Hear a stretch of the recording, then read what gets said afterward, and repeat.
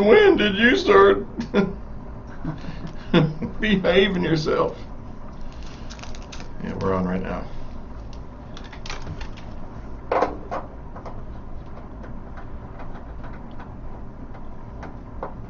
Oh my God. Since we've done this, there you go. Get out of my way.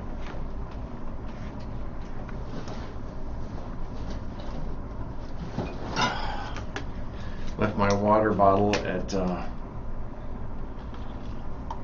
my Santa visit. Left it there? Yeah. At our get ready spot. Good morning, Facebook. Get ready spot. How is Facebook this morning? Good morning, Facebook. Didn't I just turn you down? Get ready spot. How is Facebook this morning? Good morning. Oh, what the hell? Good morning. How is Facebook this morning? Good morning. Okay, there we go. Good morning. How is Facebook this morning? Good morning. Okay, there we go.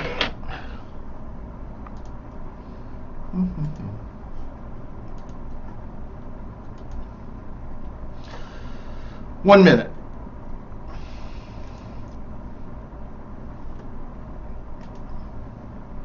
One minute.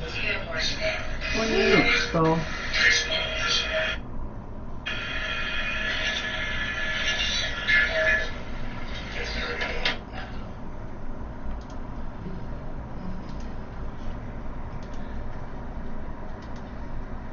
I don't know why this 1 minute. Volume is not turning down. 1 minute. 1 minute. Funny. 1 minute. 1 minute.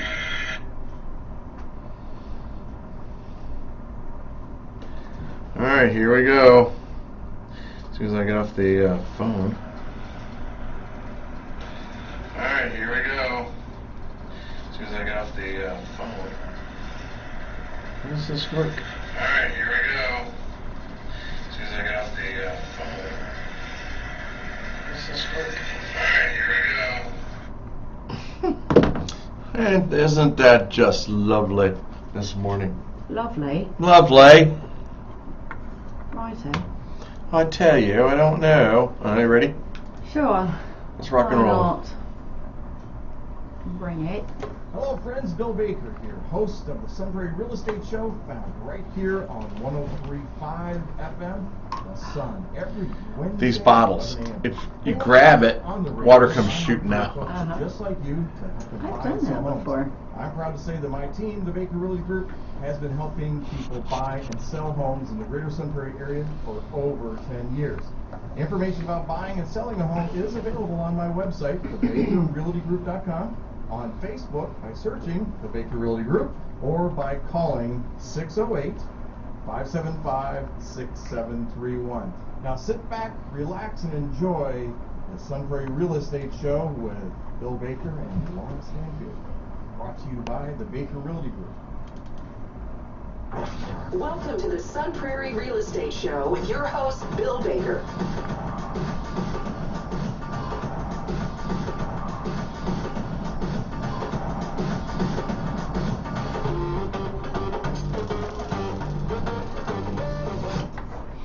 Hey, good morning, everybody, and welcome to the Sun Prairie Real Estate Show. I'm your host, Bill Baker, and you're listening to 103.5 WLSP, The Sun. We're underwritten by those wonderful folks at the Bank of Sun Prairie, the Baker Realty Group, and, of course, Wintrust Mortgage. Hey, it's Hump Day today. It's also Pearl Harbor Day, a day that will live in infamy. I had to do it to you, Laura. It is, more importantly, Carson Stanfield's birthday today. And a happy birthday to him. Right. The boy is amazing. Sweet 16. Soccer superstar. Extraordinaire. Soccer extraordinaire. Yes, Okay. superstar. We'd love to Wait, hear ready? that. Superstar. Right? Saturday Night Live should be coming out soon, right? I Like know. the best of the holiday. Well, they should have us because we got skits, man. I'm telling you, we got We skits. could do a sweaty one. Hey, Laura and I created this show about 7 years ago. So that's 7 years ago. And it was designed to educate and inform you on how to buy, sell, or invest in real estate, keep you abreast of the trends, what's going on in the community, and to help you any way we can in the way of giving you insight on the industry that you normally won't get from the newspaper, the TV, things like that. In fact, when the statistics come out, a lot of times the statistics are blended. They are packaged. They are all inclusive. They are misleading. Skewed. That's the word. Man, you got some good things going on. Now, the show with the very first guest ever on the show was Ms. Laura Stanfield from Wintrust Mortgage. She came on and she never went away. I don't know if I like the sound of that. No, it's a It just blessing. wouldn't go away. It's a blessing. We've been a team for a long time. I mean, before the radio show. I mean, you're my go-to. You've always been the go-to lender, and the reason why is because you get it done and you put the needs of the people first and not the company first. So I'm always happy. And this show would not be what it is without this lovely lady sitting across from me, Miss Laura Stanfield. Good morning. How is ya? Good. Awesome. Why not? I know, right? Let's Looking make it- forward to a birthday dinner later. How is ya? Good. How is ya? Why not? I know, I can't get it to turn off. Forward to a birthday dinner. How is ya? You can't. All right, now I what? did. Now I got it to turn off. I'm like, holy crap. I don't want the sound on there. I just want it there. Now I can see whoever comes on. Huh. All right, perfect. And we can say hi. Hey, so things in the market seem to be softening a little bit. What's going on? You mean the Rates. mortgage market? Yes, Yeah, rates. we've seen rates come down, which is really nice. Wow, where are we sitting for a perfect, all perfect, great FICO, all that stuff? I like how you said that. Perfect, all perfect. Because yeah, it does depend.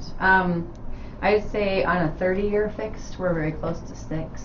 6? Wow. Close. Wow. Yeah, not quite, but we're getting there. All So right. that's down. Highest I saw was 7 1/4. So that means that investors, because the interest rates, they might be teased a little bit by the Fed, but really it's about investors and mortgage bonds, and that's what fluctuates your interest rate. That's what makes things happen in our world, and so so that's a good sign, actually, kinda.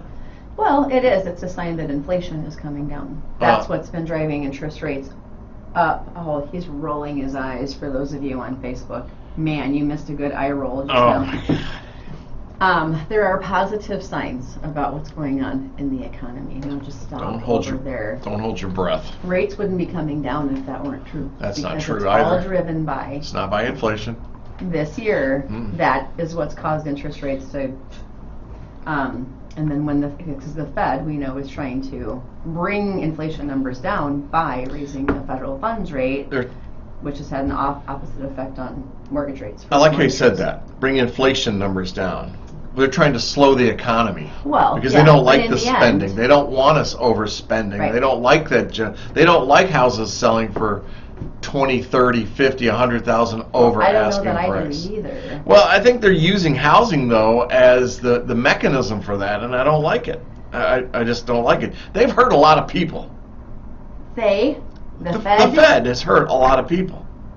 Well, And then the other part is the government started selling off all the mortgage-backed bonds that they purchased over, 5 years, 6 years maybe? And so that, when those took a dump, that affected the pricing of the rates up. Well, it is. They dumped them. choice of words is interesting. Well, you Yeah. gotta watch the train, which train you get on. By the way, Christmas train, Columbus, Saturday. Oh, that is Is that the actually 9th? fun. Let's see, the 7th? No, Friday. Friday is the Friday yeah, is the 7th. Christmas train. Choo choo. The Santa Mobile. Have you ever been to it? I have. I love that. I'm going to try. Throws my rear end off, but yes, definitely. And for those that are listening out there, don't forget that the Sun Prairie Lions Club is still offering Santa visits, and we'll be doing that all the way up to Christmas Eve. And so if you're interested in having Santa come to your door, go to the Sun Prairie Lions Club Facebook page and sign up, because we'd love to have you. Janice Bedner, good morning. Fellow Lion Janice Bedner. Laura Mead, glad that you guys could join the show this morning. Hi. I know, right? I mean, really good for kiddos, really cool for kiddos. And I've heard that there's a greater need for Santa this year than there, well, I mean, obviously COVID, but kind of record-breaking desire for Santa visits this year. So, And there's this really great-looking Santa, too. who would that be? I can't tell you it's me. Well, it's just Santa. Just Santa, that's right. It's Santa. Got my own suit and everything. I will never forget years ago when we were somewhere where there was a Santa. Evan, he did it with the Easter Bunny too, but he's like, Mommy, that's not Santa. I see a zipper. You saw a zipper? I saw a zipper. Oh my God. I was Okay. like, oh man, you weren't supposed to see that. Which zipper did he see? Well, Jennifer Bull, good morning. Hey, Jennifer Bull. Yeah, that's kind of when parents get creative, right? You're like, well, Santa can't be everywhere all the time. He's very busy preparing for Christmas, so he has helpers. And yes, they wear suits that zip up, but that's still true. a Santa That's right. elf, kind of. Yeah. Wow. Our little white lies that we tell. Santa baby. Oh. Da-da-da. I love that song. I don't Well, who knew people were going to get some Back in the live day. entertainment. Back in the day, it was a good thing. It was a good I still thing. like that song. Do you? I mean, yes, I do. Oh, that's good. I like You it. think what you want about it. Yeah, me I too. like it. Yeah. If you don't like it, I don't Turn care. it. If you don't like it, yeah, just Turn it. Turn the page, Right. man. Wow. So yes, things are looking better as far as interest rates go. They are down. So if there's buyers out there that were thinking, I better wait, can't afford it, about 1% is what we're down. That's pretty huge. That's that can huge. make a big difference in your monthly payment. So Big time. yeah, Big just time. find out.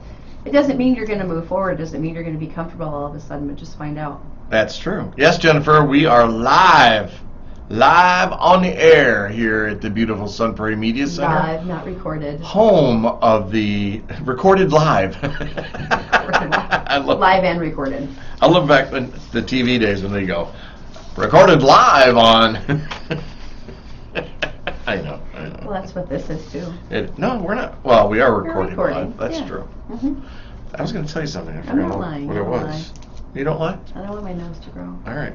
So if you need a Santa, give us a call. Go to the Sign Up Genius. There's a link in there and sign up. I know it's going But pretty where quick. do they go to find the sign Sun up? Prairie Lions Club Facebook page. Okay, fine. You'll Well, see. I mean, let's be clear, right? Santa won't come if you don't go to the right No, spot. then you better be a good girl, you know. Dominic, good morning. Your party's on Friday, correct?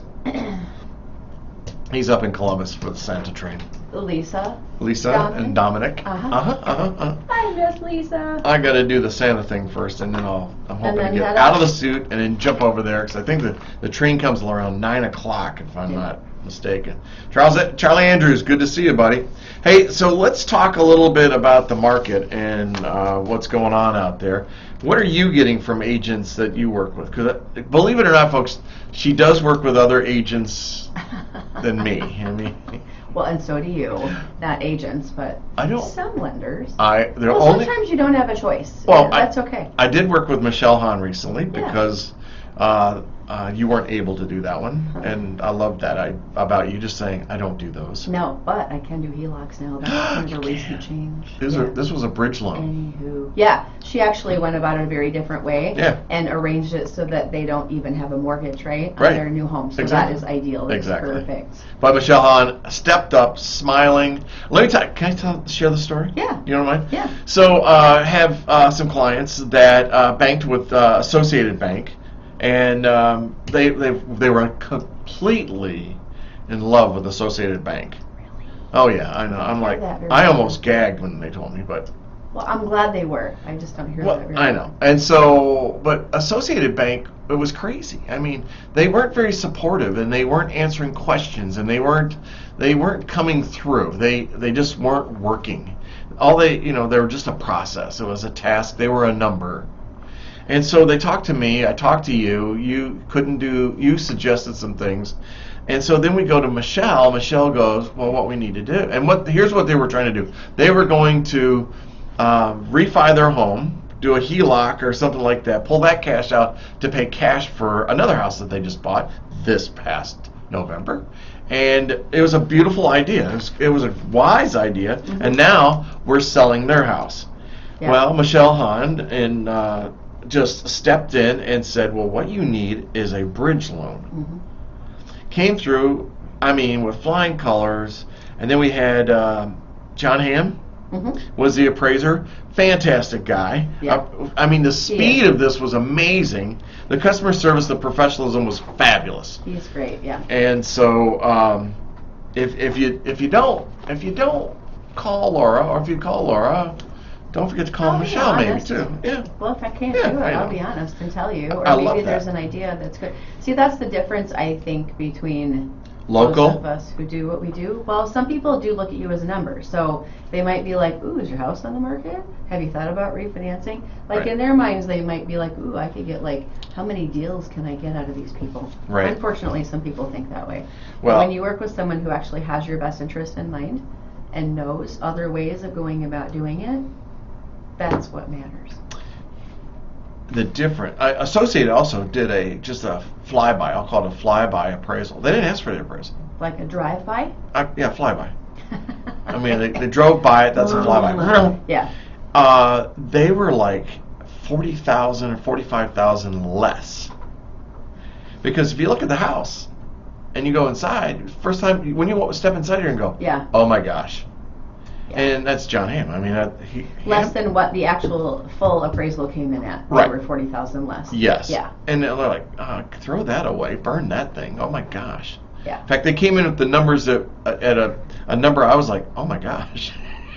Yeah, you were. You were surprised at how high it came in. And I'm still surprised. But John's been doing it for, I don't know, a couple of years.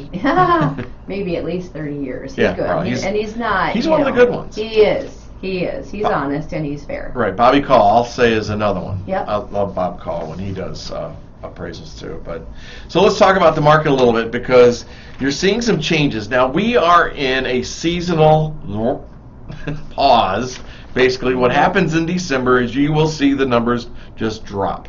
Always, though. Always. You always do. Always. That's why they call it a trend. Yeah. And so it's a seasonal adjustment. And for us, it's the holidays. It doesn't mean that you shouldn't list your home. Because right now, if somebody comes to your house, it's beautiful. It's beautiful, if you decorate it. But their demand, they're coming there not to disrupt your Christmas, not to disrupt their Christmas, Hanukkah, Kwanzaa, Festivus. They're coming there to buy a house. Yeah. And so this is a really good time. And I've always had great Decembers because I always remember that. Well, the thought process is that if there's people out looking in the wintertime in Wisconsin, they're probably very serious buyers. Yeah. Serious and qualified, we hope. But, yeah, it's not like the spring frenzy where people are just kind of out looking and, I don't know, maybe. Like, they're serious. Sure. They're buying now. They are. Exactly. Mm-hmm. And so we've also had a shift in the market. So we've been talking about this since about August, September. We saw the shift coming, maybe July. How things were turning because of the interest rates, because of the recession, things that were going on. We were telling you what was going to happen, and now it's got a double whammy. You've got the shift, and now you have a temporary adjustment. Slowdown, basically. Just a slowdown. That's all. But don't stop to put your house on the market, because it will look beautiful, especially if you decorate for Christmas. And the thing is, we still have a supply and demand issue. Oh my gosh. So it's still a seller's market. Yeah. You're still going to get a good price.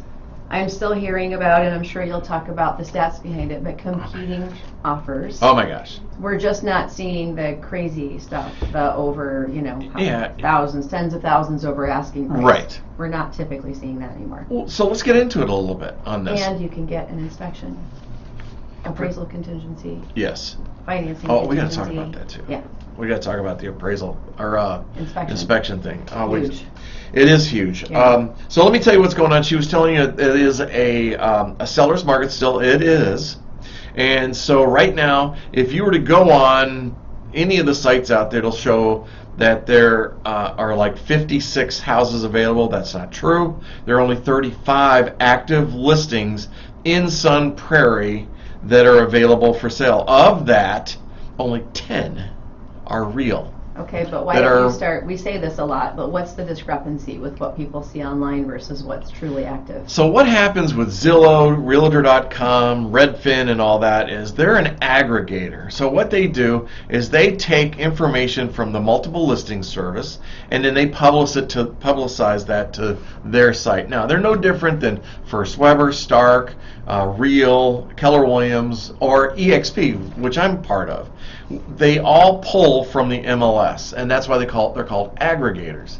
And so what happens is, depending on who they are, their algorithm can't decipher between offer, show, or all active or active. And so what it's pulling is all active. All active means that houses that have an offer on it are still listed as active. Mm-hmm. And so it just messes up the algorithm. They can't figure it out. I'm fine with that. And that's why you need expert advice. Right. Because you could be thinking that something's going to happen when it's not. Exactly. And I don't know if you want to get into that now, but if you're looking on Realtor.com, for example, if I look anywhere, that's where I'll look. They're pretty good, right? And I don't know how often it gets updated where it says contingent or offer show. Yeah. And what those things mean to people. Like if it's contingent, there's an accepted offer, right? And they're going through the process of meeting the contingencies in the contract? Correct. Right. And we don't know what the contingencies are. No. We just know that there's a contingency. Yeah. Offer show is what it'll show. It'll come up there. Could say offer no show. Now that means that the contingencies have been met, or the major contingencies, and they're waiting for financing to come through. Something like that. No more showings on that property unless it's an appraisal, final walkthrough, something like that. Okay, so for those who are confused by this, when it says offer show, what does that mean? Could they put in an offer still? An accepted offer has been accepted on the house, but you can always put a secondary offer in. And that's something that I don't think real estate agents speak on enough. Yeah. Because there is a strategy behind secondary offers, getting behind that primary. Here's the beauty of a secondary offer. If you know there's an offer on the property, not all of them, come to fruition. I mean, something happens. Mm-hmm. And so you can have a secondary offer in place. We structure it where if you find another house, then we give notice to pull our offer. And after that has been approved, then you can place an offer on another house. Because I have heard this before. People saying, well, why don't I just put in offers on like 2 or 3 different ones? No. What if you get them all? Right. Yeah, so right. I'm gonna say this to you too. If you understood what Laura just said, why not go and write like an offer on 3 or 4 different homes? Okay, it sounds like a good idea. What you have to keep in mind is that this is a contract. It's contractual. So if they accept your offer, you are bound by that offer. Yeah. Until. Now that until or if. So what I mean by that is if there's a contingency that doesn't work out, like the appraisal, or if your financing falls through, or if there is a home inspection that isn't what you're looking for and the seller doesn't want to work on that, there are ways out of it, but they have to be legal, upfront, and in writing. Yeah, and you might get into this when you start talking about the inspection, but it depends on how the offer is drafted. Thank you. We're going to talk about that. Wow. I mean, that's huge. It is. So again why you need to work with a professional who can advise you. So starting with that professional comment, let's look at this. So let's say that you're looking to sell a house right now. I actually had an opportunity to have a listing this past week, and the market has infected people. Wow, what I that's mean, kind of dramatic. Well, what I mean by it is their minds are gone, and they think that they're a real estate agent. Well, their minds are probably they haven't caught up with the present is the problem. Correct. Yeah. That's exactly what it is. Yeah. And so they wanted to overprice the property, and I said, I can't do that. What you mean you won't take the listing? I said, not at the price that you want to set it for. And they're like looking at me. Well, we know we can get this. We've talked to somebody else, and they said that they can get it. So I said this to them. If that is true, what you just told me, you have another agent that can sell. It was like $20,000 more than what I gave them. I said, if that's true, I'd like you to sign that listing agreement, but in the document area, on the commission area, it says that if it's sold at an amount less than that, the commission goes in half. Oh. Now that I've never heard of. You can do that? You can. It's your contract. You can negotiate anything. Yeah, right? You're a seller. Commissions are negotiable. Wow. Hey, people out there, did you just hear that? Yeah. So some people will tell you what they know you want to hear. That's exactly right. It's called buying the listing. Yeah. And then they say, well, the market is telling us that it's not there. No. Numbers. Right. You have to have numbers. You have to know right. what other properties like yours have sold for, how they compare to yours. Exactly. Yeah. So, I mean, if you have a real estate agent telling you a high price on there, challenge them. Challenge them on it. You can structure your contract any way you want to. Now, I'm saying this, and believe me, I have people that are realtors that are rolling their eyes right now. They're putting arrows in their bow, and they'll put them in my back because I just told you about that. But I don't know about that. You're just educating, and it's not a matter of challenge. It's just how did you arrive at your numbers? Sure. So you're talking to two real estate agents. One's 20,000 higher. Okay, let's be reasonable. Don't just take what you want to hear. Sure. What are you basing that on? Because otherwise you're setting yourself up for a lot of stress. Maybe it's not worth it. But working with that professional, they know if and I'm going to tell you, check with 2 or 3. Add me to the list, but check with a couple of other agents or whatever. Look at what they're doing. It's not the sizzle necessarily that sells it. It's how you prepare it, your pricing, your market value, and then the sizzle that goes along with it. Well, so along with asking for numbers, how did you arrive at your price that you think I can sell for? What do you do for me? How do you market the property? Sure. Do you take pictures? Do you do video? Everybody does. What do you do that's different? What do I do that's different? First of all, I will communicate by telephone, not by text, unless you absolutely tell me you want a text. Do not call me. I know. I've never had that happen. I've gotten people because I do pick up the phone and call, and I usually call on a weekly basis. It's rare. It's like handwritten cards anymore. It's like a thing of the past. I actually go out and buy the advertising. A lot of people just put it on the MLS. So I'll go out and put it onto Facebook, Google, and that. I'll spend the dollars. Pay to boost the ads? Right, but I'm boosting based on demographics. I break it down. And so it's important. It really is. That is one of the secrets to it. But I'll say 95% of the realtors that are out there do not do that. Well, you want to get bang for your buck, right? You're paying for it, and you want the house to sell. Well, they pay me to sell the house. I'm at every showing. They do, but not every agent does it that way. Did you hear me? You're at every showing. I'm at every showing. Now, there may be a time when I can't be there because there's a conflict, but I will try and adjust the time with the agent. The bookings come through me, the service, and through me. First of all, they go online, they can sign up, but then I'm the one that will check with the seller and then confirm the showing. Like I have a showing at 1:30 today. I approved it yesterday, called the seller this morning to let her know that there's a showing at 1:30. So there is a way to control the showings in your home, especially around the holidays. Oh, absolutely. When it's really important for you to have your space in your house to yourself. Right. You can control that. Yes, absolutely. And right now, with this market, you need half the I think population of Sun Prairie has a real estate license. Oh, really? Well, I'm being facetious. Or they think they do. Well, I know, but the thing is that you've got how many real estate agents out there? A lot. It's 80 hours, you get a license. That doesn't mean you know how to sell. It doesn't mean you know how to represent them. Negotiate contracts, help you with drafting contracts and what it means to you. Right. The verbiage in the contract. Exactly. Yeah. So hang in there. So you need somebody, that professional, in place.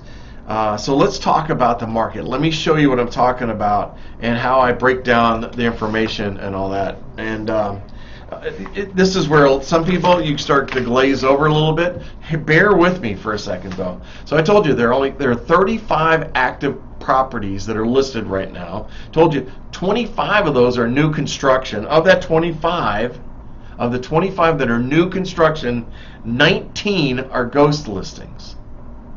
Of the new home pricing, their asking price, the median price is $580,000. Do you want to say again what a ghost listing is? Ghost listing is a house that does not exist.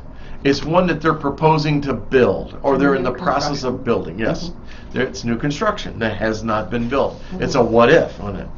Now, right now we've got 10 homes that are existing homes. Only 10 homes, and that number just went up 2 days ago. Okay. And so, of those 10 homes, get this: the median price of the homes listed is $349,000. There are 8 houses under $350,000 on the market right now. Ah. I know. How about that? That's first-time buyer range. That's first-time buyer range. That's exactly right. But I mean, that's a little more reasonable than what we've seen some months this year. so what? Now, why is that important to you? I just gave you all this numbers. It's mumble jumbo. You're rolling your eyes. You're fogging over right now. No, they're not listening to you anymore. Well, Come back. Come back. Come back. What I'm saying to you is there's 10 homes for sale. Jeez.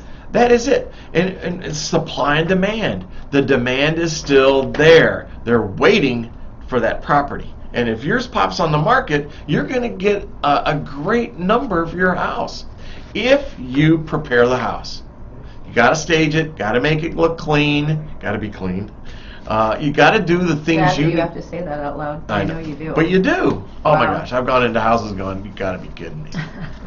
Yeah, I know, but it's true. For them, it's normal, though, right? Sure. It's just how they live. Exactly. So you have an opportunity as a seller to do it now. Don't forget, it doesn't have to close right now. It'll close in January. Or February. It could be February. Mm-hmm. You could close this month and stay till February. You could. You could close this month, get the cash in your hand, and use that to go get a cash sale somewhere else. Cash is king. Cash is king. Yeah. Puts people like me out of business, but cash is king. I know. Cash is still king. Can't argue with that. Right. What about buyers out there who just heard there's only 10 homes on the market? I'm going to wait a while. Yeah. What do you say to them? Don't. Why? 6%. It's still a good value. Real estate is still going up. We know that from November's numbers because the November's numbers year over year, compared November this year to November last year, went up almost 7%. Just The shy. cost of waiting, I always say. It's not my thing. But Exactly, but it's there true. is a true cost It of is. waiting. Well, appreciation is that cost. And who's the cost go to? Does it go to you as the buyer, or does it go to somebody else, the seller, or a mortgage company, or somebody like, or your landlord? Going to pay more. Yeah, well, yeah. And if you're renting a house, let's pay yourself. The faster you make a change, the better things are. That is called wealth building. Because if you have and we talked about this before.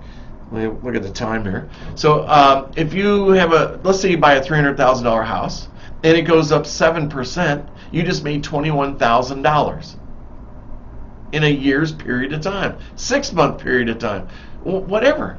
But let's just use a year. That's $21,000.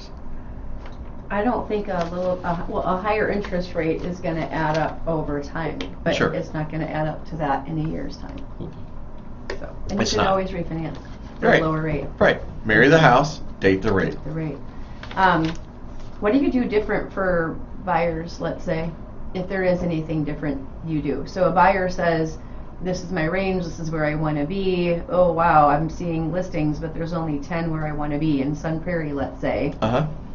What else would you do? Would you just set them up on a search and just keep an eye on your email? You'll get a notification if another property happens to pop up that fits. Right. Do you just let it go at that? No. What do you do? I expand the area.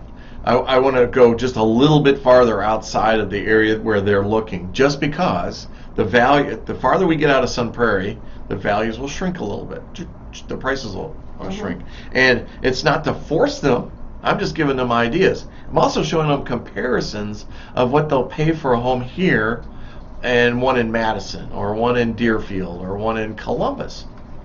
What if it's a school district issue? They want to stay in the school district? Yeah. Well, the Madison area, part of the Madison area, the east side is Sun Prairie School District. Right. Yeah, or maybe it's town of Sun Prairie or Bristol, yeah, not just city of Sun Prairie. Absolutely. So yeah, it's knowing your area. Sure. Right. Well, you had another question. Oh, so I lost my train of thought.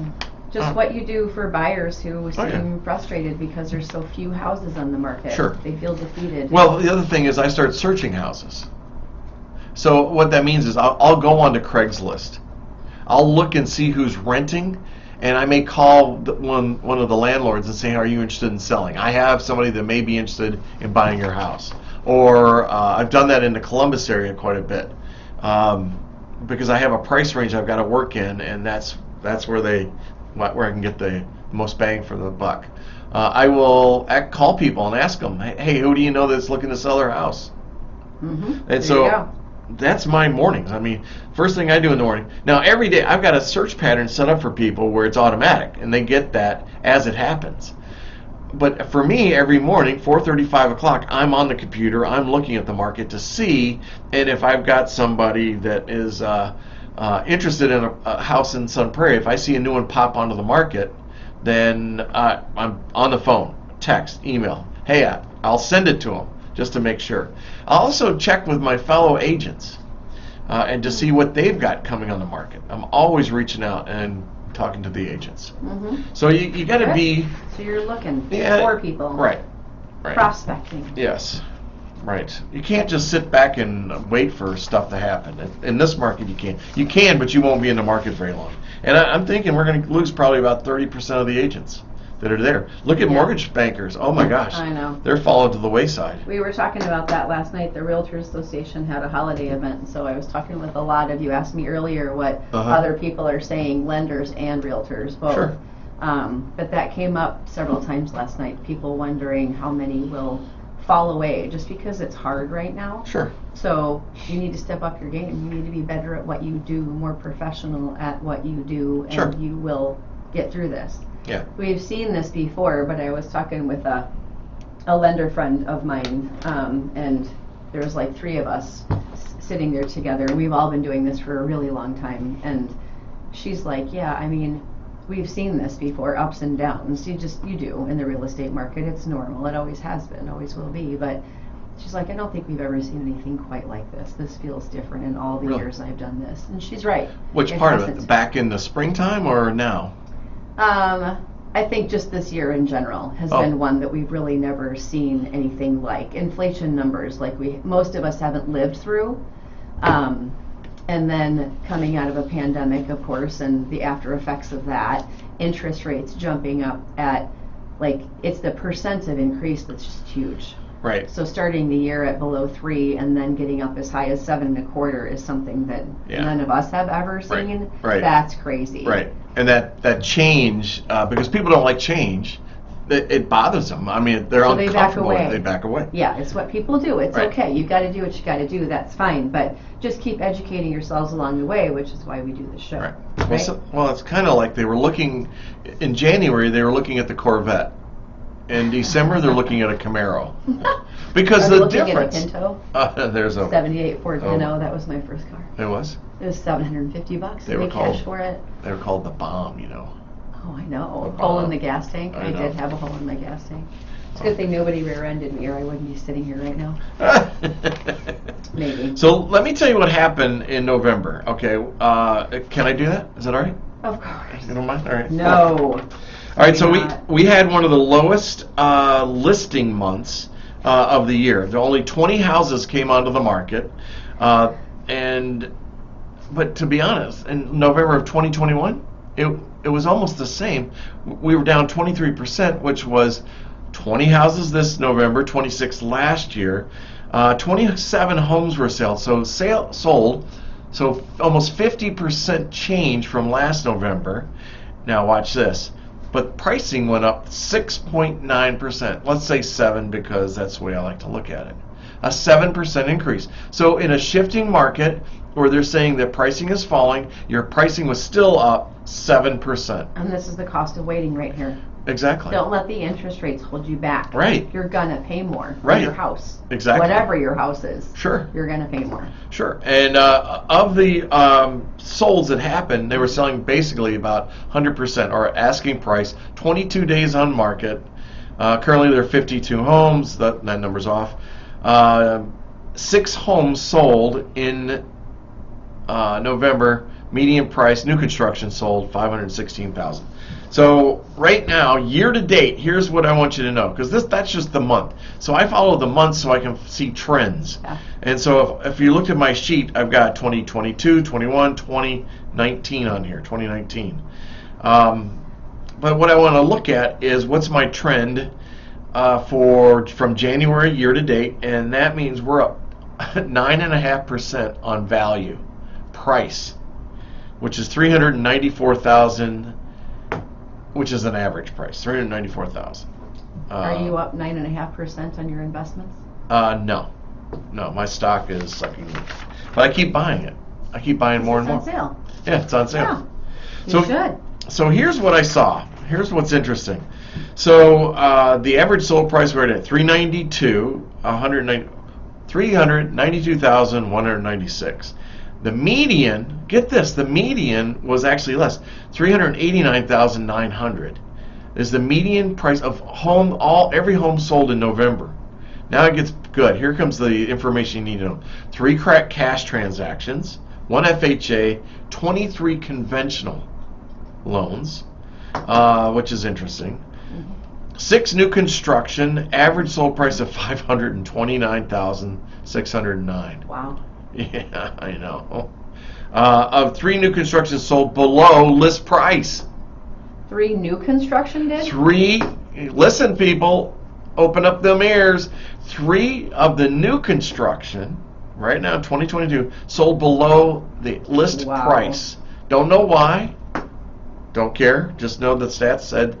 And there's actually quite a few that are right at 0 or below. Mm-hmm. 10 of 27 homes sold over the asking price. Less than half. Of the 10, the average over asking price was 3.7%. 9 of the 23, 33% had competing offers. So it's not like that 50 or 55 or 60 we saw in the spring. Yeah. 3 of the 9 competing offers sold for less than the asking price. 3 of the 9 competing. 3 of the 9 competing offers. I'm trying to figure out how that can even happen. Sold for less. I brought the list in here for you to show you. You're making it up. No, I'm not making it up. I got the proof right there. I knew you'd ask me that. I brought the proof right there. So they sold on an average of 2.2 below the asking price. Huh. Yeah. 3 of the 9 sold over the asking price, and of those that sold over, that was 3.1%. And so it could be, I don't know if this is what happened, it doesn't really matter, but just like for frame reference, it could be that maybe the accepted offer price was at list or maybe a little over. Maybe the inspection came in and they asked for a price reduction. And because those numbers are based on what it actually closed at, right? Yeah, but it's still, the thing is, it could be. 2% lower, though, is kind of unusual. Yeah. That's interesting. Musket Ridge, the uplands over there, listed at $320, sold for $309.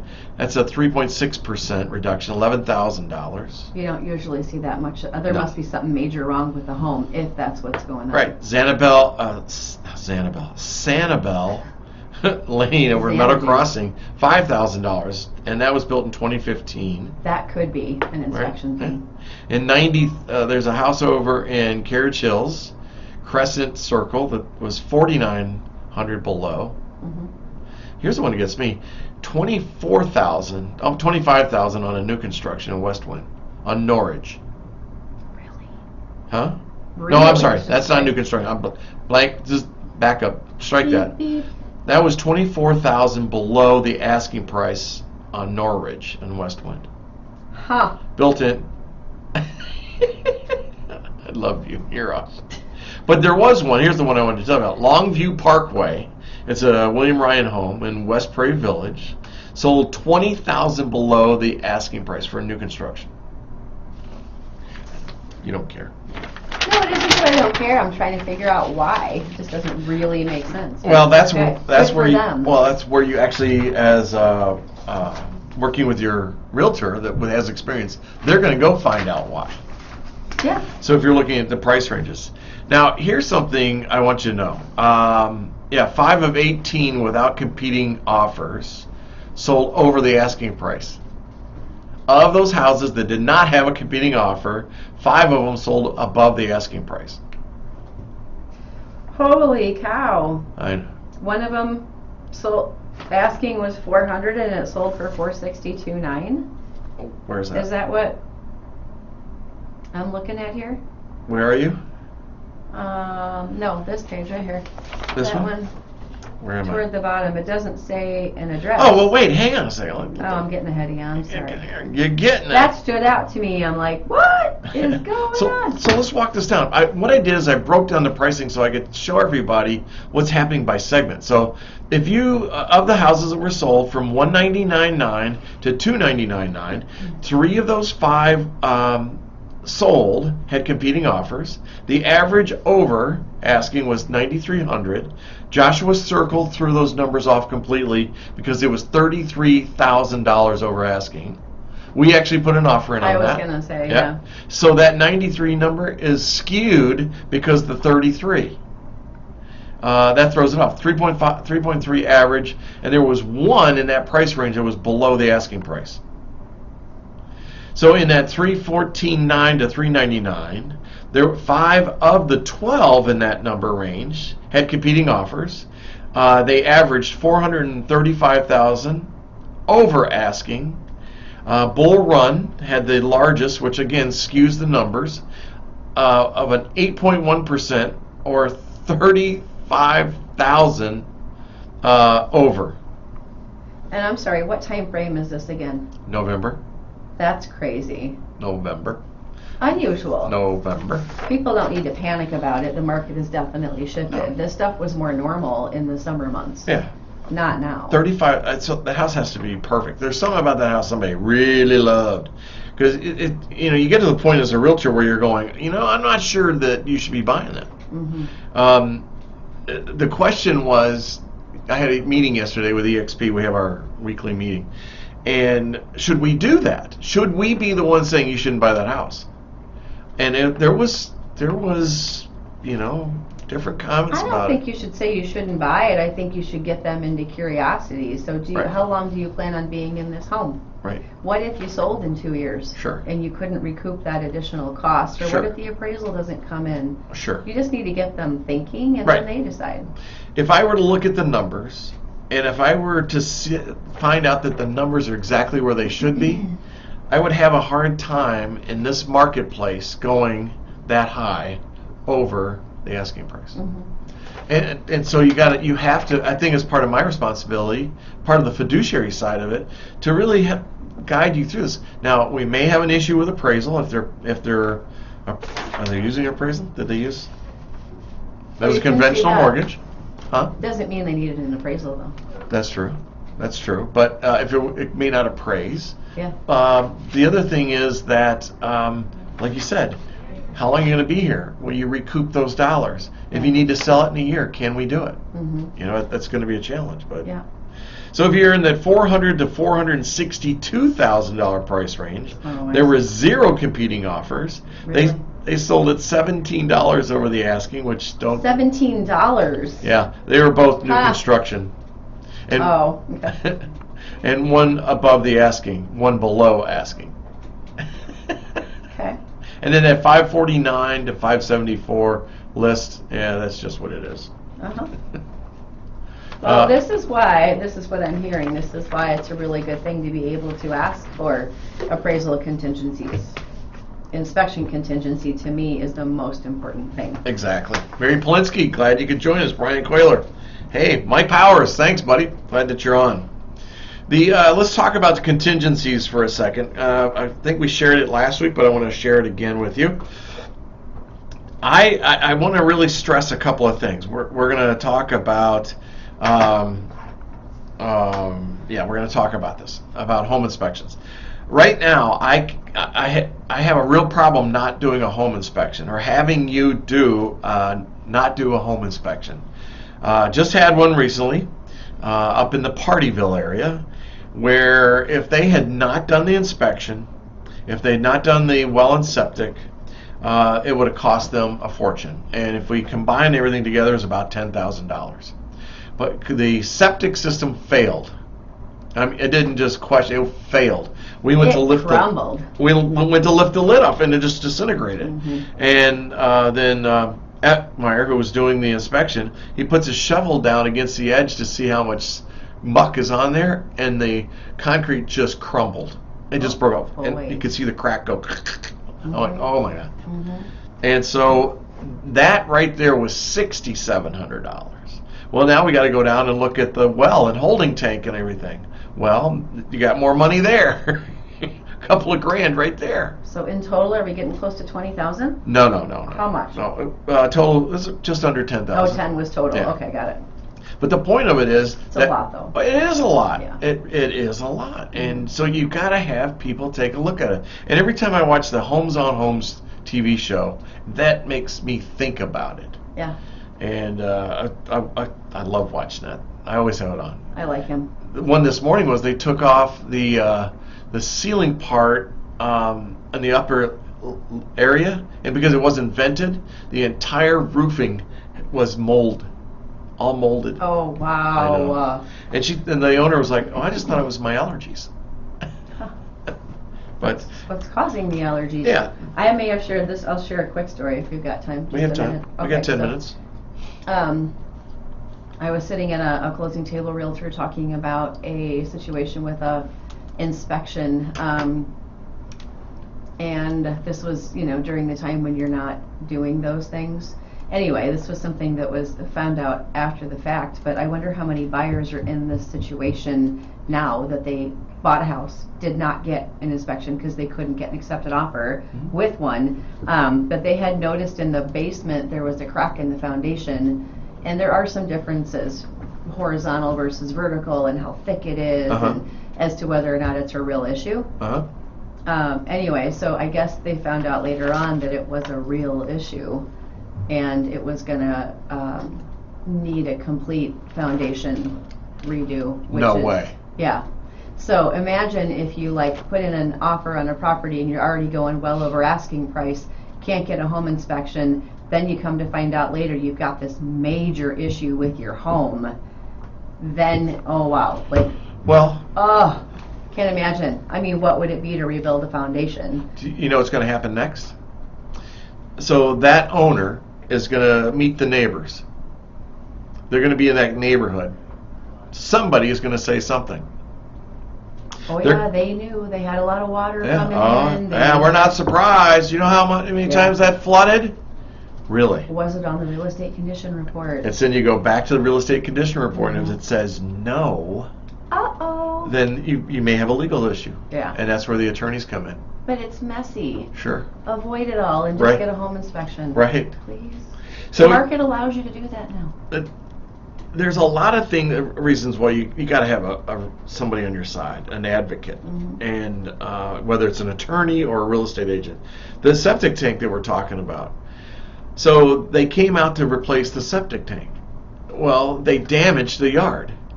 Oh.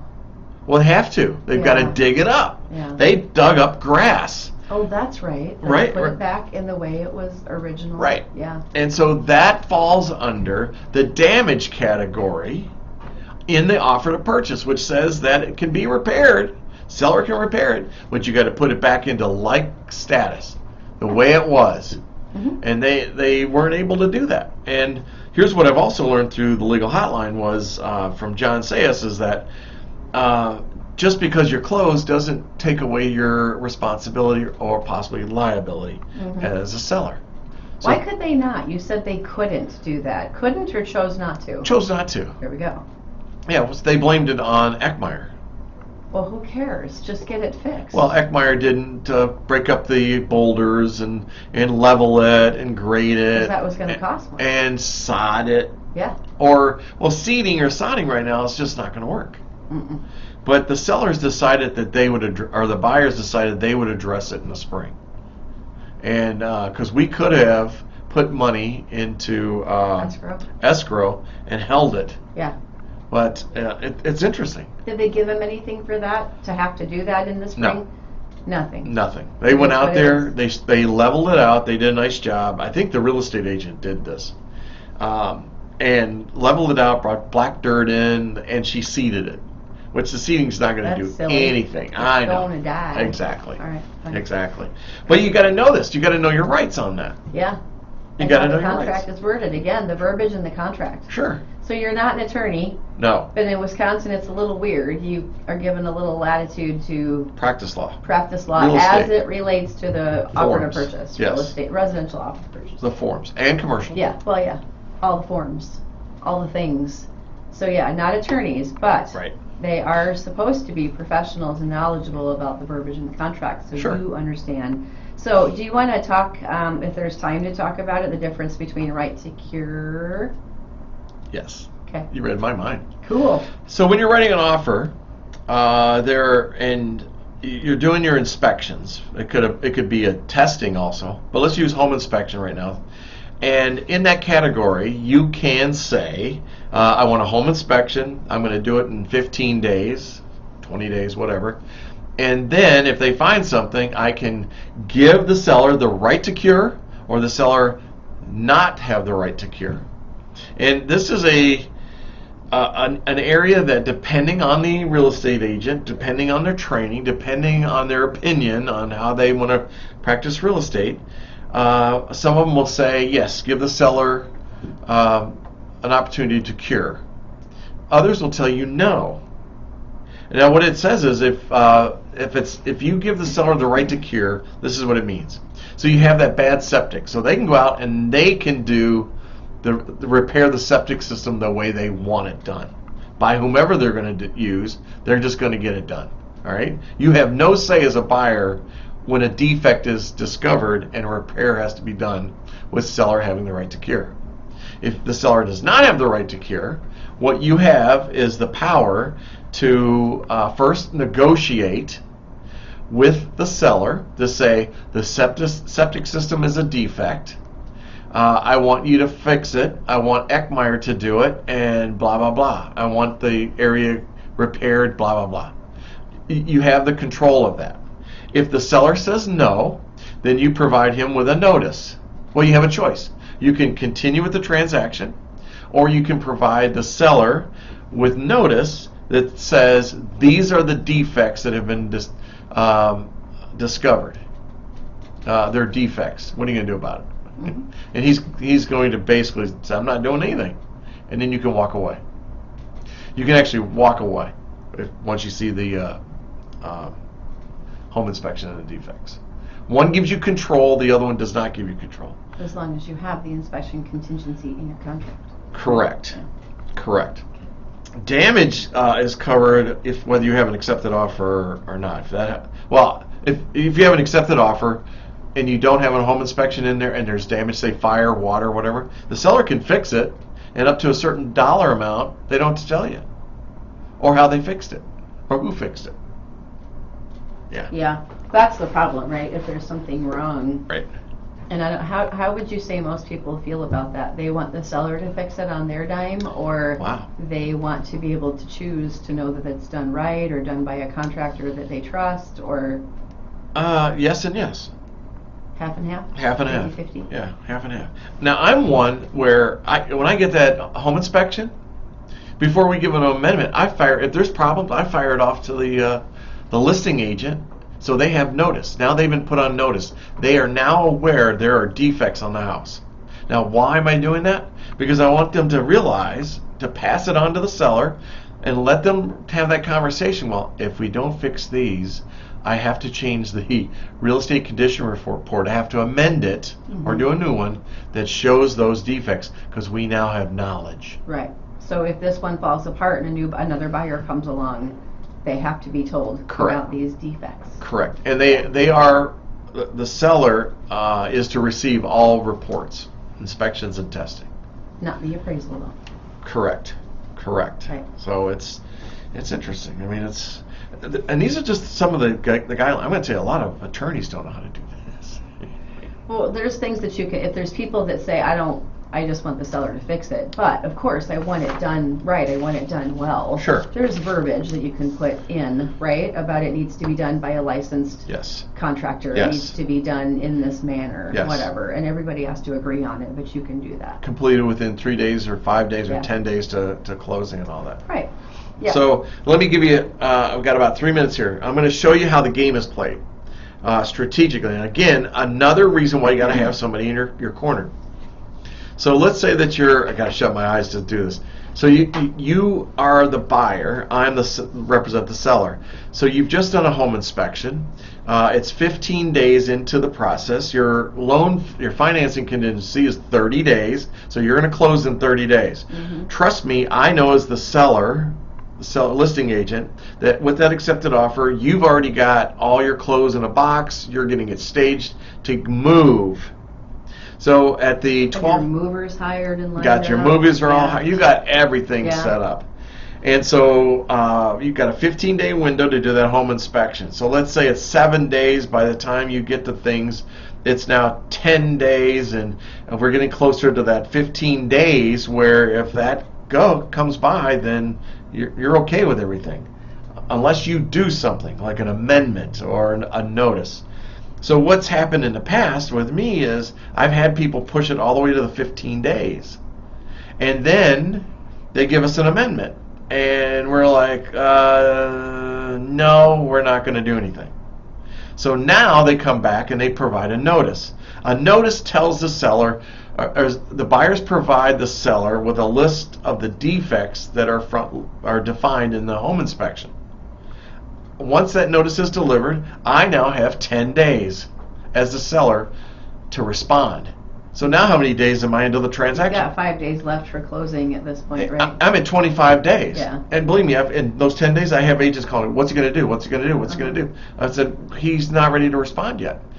So on that 25th day, on that 10th day, the seller will respond and go, I'm not doing anything. If you want to buy the house, you can buy it the way it is. Now, here's what's happened. 25 days in, closing in 5 days, everything is boxed up, ready to go, and the mover's coming in 5 days. Trust me, most buyers will go, we're okay with it. We'll just take it. We can't back out now. We can't back out. We put in our notice, apartment's already rented or whatever the deal is. I know. Yeah. It's scary. It's a precarious position to be in, and especially now heading into the winter months, there's some things that maybe cannot be done quickly. No. If it's exterior stuff. Over the winter months, it's going to make it more challenging. But this isn't anything new. Yeah. You just need a professional. Here's what you need to know. Laura and I are here to help you, whether it's mortgages or it's real estate, just answering a question. We're here for you. Every week we come into the studios to give you the information that's going to help you in the process of buying, selling, or investing in real estate. So hang in there. Don't get upset. Let us take the emotion out of it, and let us be that focus for you that you need to get through the process. It is stressful. It is stressful. Let us help you reduce that stress by being your eyes and ears and the knowledge to get it done. And we appreciate all your input. We appreciate you tuning in and being on Facebook with everybody. So thanks for all you do. We'll catch you next Wednesday right back here on the radio. And don't forget to check out Sun Prairie Lions Club Santas. Santa visit. Go sign up. I know. See you next time. Bye, Sun Prairie. We're over in time. What'd you overtime? Yeah, we're over in time. That's okay. By what, like a minute or two? Yeah. Not a big deal. I know. Well, I say that. They may not say that. Oh, man. Some shows just fly. Some shows just crawl. You know? I think most of them fly. I know. Hope that was a good show, you guys that are watching. We're still on Facebook. But hope it went well. Hope it gave you some insight that you may not have, reach out to me if you have questions, or to Laura, and we'll be glad to help you with that. Just because your mom knows a friend that has a real estate license doesn't mean that they're the best choice. Just because they in bought real a house estate. 30 years ago or 40 years ago, it's a little different now. Exactly. Yeah. Just had one where this potential seller said, well, my mom recommended a friend of hers that's been in real estate forever. And I said, does she live in the area? Does she know the market? And does she have a radio show? Do they live in the area? No, they don't. Come on. Live in Milwaukee. Oh, come on. Yeah, that's different. It's a very different market. I don't sell Milwaukee houses. Milwaukee should not sell Madison. It's not the same thing. It's really not. See you Facebook, and